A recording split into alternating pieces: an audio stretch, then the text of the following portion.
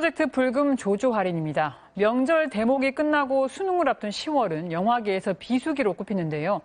오늘은 코로나 시대에 이런 비수기에 개봉한 국내 영화들을 영화 리뷰 크리에이터 여준영님과 이야기 나눠보겠습니다. 안녕하십니까? 네, 안녕하세요. 네. 요즘에 영화계에서 코로나 속에서도 굉장히 선전하고 있어서 주목받는 영화가 있다고요? 네, 맞습니다. 영화계에는 언제부턴가 건축학개론이나 국가부도의 날처럼 90년대를 배경으로 하는 영화들이 줄을 잇고 있는데요. 오늘 소개해드리는 삼진그룹 영어 토익반도 바로 그런 영화 중에 하나입니다. 지난 21일 개봉한 영화고요. 1995년을 배경으로 제작된 영화 삼진그룹 영어 토익반이 화제의 주인공이기도 합니다. 네, 어제 날짜를 기준으로 8일 연속 박스오피스 1위 기록을 세우고요. 현재 누적 관객 수가 50만 명을 돌파하면서 극장가의 가뭄을 조금은 해소시키고 있습니다. 우리나라 영화가 지금 8일 연속 박스오피스 1위라는 말씀인데 이 제목에 사용된 토익이 우리가 아는 그 토익, 영어 시험 토익 맞는 거죠? 네, 맞습니다. 영화의 줄거리를 말씀드리면 삼진이라는 대기업에서 고졸 출신으로 입사한 여성 말단 사원들에게 토익 600점을 넘기면 대리로의 진급을 약속하는데요. 국제화 시대를 앞두고 영어의 열풍이 몰아치던 그 시절 업무 능력은 뛰어나지만 학벌과 여성이란 이유로 승진을 못하던 고아성, 이솜, 박혜수 등의 주인공들이 영어 공부를 하기 위해 뭉치게 되는데요.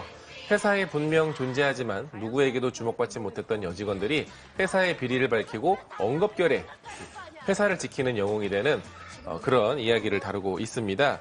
반전 매력이 돋보이는 영화인데요. 영어 공부는 이 문제 해결을 위한 하나의 설정이라고 보시면 될 것 같습니다.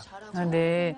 당시 이게 사회적 문제 말씀하셨으니까는 그 당시에 꽤 논란이었는데 사회균지 페놀을 전자업체에서 배출해서 발생했던 1991년도에 있었던 페놀, 낙동강 페놀 오염 사건이 들어가 있다고 하셨죠? 네, 맞습니다. 삼진그룹 영어 토익반은 방금 말씀드린 그 실제 사건을 모티브로 한 영화인데요. 말씀하신 대로 90년대 낙동강 페놀 유출 사건으로 이야기가 전개가 됩니다.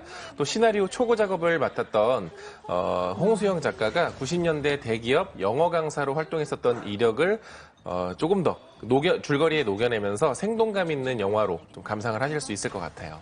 영화 시나리오 쓰신 분이 대기업 영어 강사로 일하셨던 그 경력이 있군요. 네. 영어도 아시고 대기업 사정도 아시는 분이었겠네요, 그러면. 그런 것 같습니다. 네, 관객들을 사로잡고 있는 흥행 포인트를 몇 가지 말씀해 주신다면요? 첫 번째 흥행 포인트는 바로 블랙 코미디 요소를 꼽을 수 있을 것 같은데요. 니들 왜 여자들이 집에서 밥하다 말고 일을 시작했는지 그 히스토리를 알아? 싸니까 말 잘 듣고 청소도 잘하고. 방금 대사처럼 영화 속 주인공들은 입사 8년 차지만 그녀들이 하는 업무는 팀원들 입맛에 맞게 커피를 타거나 휴지통 정리, 담배 심부름 등 단순한 업무가 주를 이루는데요. 내부 고발이나 과거에 존재했던 여성에 대한 사회의 차별 등의 묵직한 문제를 생동감 있고 블랙 코미디 형식으로 유쾌하게 풀어냈습니다. 두 번째는 1990년대라는 시대적 배경을 말씀드리고 싶은데요. 30년 전 감성을 담아 당시 인기 있었던 짙은 입술 화장법과 갈매기 눈썹 이런 화장들이 보이는데 배우 이솜 씨 같은 경우에는 갈매기 눈썹을 연출하기 위해 본인의 눈썹을 모두 뽑았다고 하시더라고요. 또 의상이나 배우들, 주변에 있는 소품 등 또 이 당시에 썼던 여러 가지 그 대사들이 눈여겨볼 요소들이 많기 때문에 관객들의 흥미를 유발할 수 있을 것 같습니다. 90년대 직장을 다니셨던 어떤 40대, 50대, 60대 분들이 사회 초년생들이 공감할 만한 포인트도 있거든요. 가족이 함께 보면 어떤 각자의 감상이 있고 나눌 대화가 더 많아지는 영화라고 저는 생각하고요.